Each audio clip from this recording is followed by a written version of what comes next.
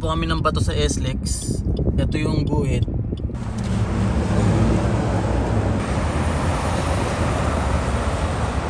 Malaki yung crack niya.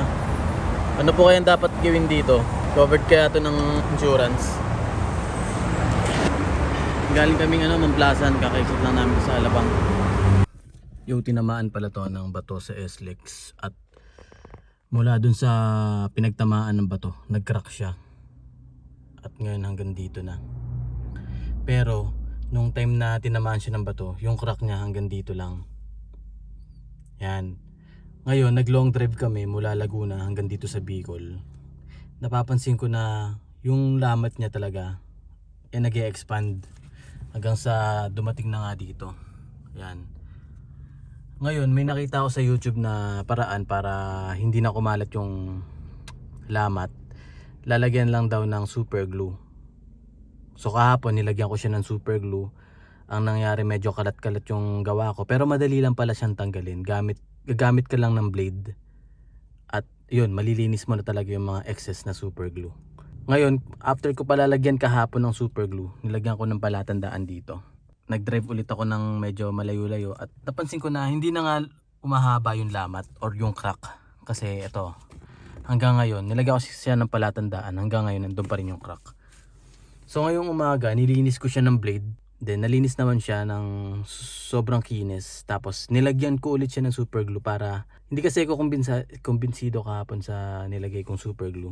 So ngayon medyo yung guhit talagang, kumbaga yung super glue ma-absorb or pumasok dun sa pinakabitak. At ngayon na medyo kumbinsido naman ako sa ginawa ko. Hindi naman siya kalat-kalat. Ayan, kung mapansin nyo. May palatandaan siya at hanggang ngayon nandyan siya. Yun, gusto ko lang siya i-share para sa mga makaka-experience ng ganito. Na bigla kayong tatamaan ng bato galing sa truck, sa expressway or sa mga mabibilis na lansangan habang nagda-drive kayo, dapat may baon kayong super glue. Kasi malaki talaga yung magiging kabawasan nyo sa gastos or yun nga, yung paglaganap ba ng crack. Dapat talaga nalagyan ko na siya nung hindi ko naman kasi alam sa YouTube ko lang din na panood na pwede pala yun super glue. Wala kami mabilahang yung repair kit. Tamang tama, may baon akong Sparco super glue. Yung ginamit ko. Saan ba yun? Ito yung ginamit ko. Sakto meron akong dala nito. So nailigtas niya tong windshield ko. So for ngayon nandun pa rin yung crack niya.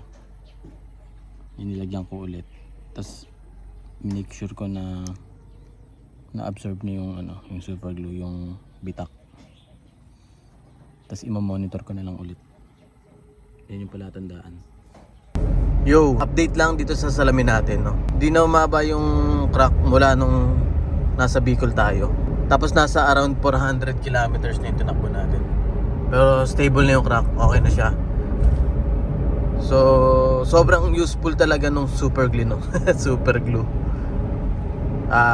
Kinausap ko na yung insurance. Ang sabi i-reimburse ko na lang daw yung magagastos ko sa pagpapalit nito. Bali nag-inquire na rin ako sa Aguila Glass sa Alabang.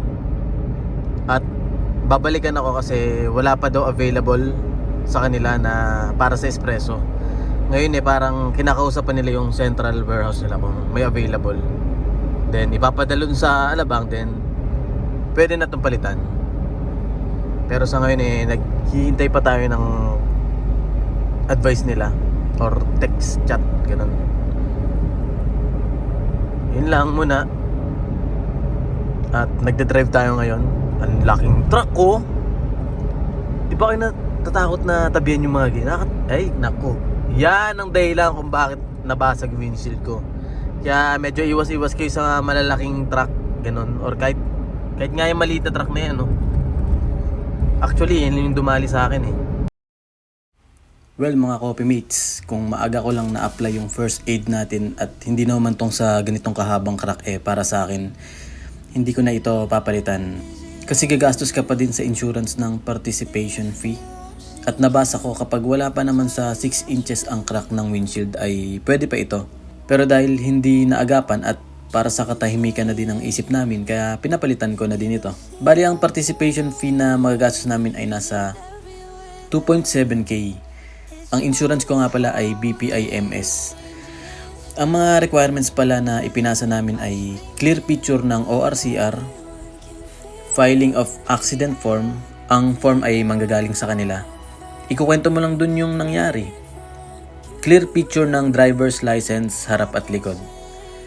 Then yun, maghihintay na lang kami ng 1 week para ma-reimburse namin. Ililes na lang sa i-reimburse yung participation fee. Ang cost pala ng Aguila Glass ay nakuha ko ng 9.1k. Kasama na yung installation fee doon. Yun lang mga coffee mates, palagi tayong mag-iingat. Salamat sa mga nag-subscribe sa channel natin dyan. Camping vlogs tayo soon. Peace!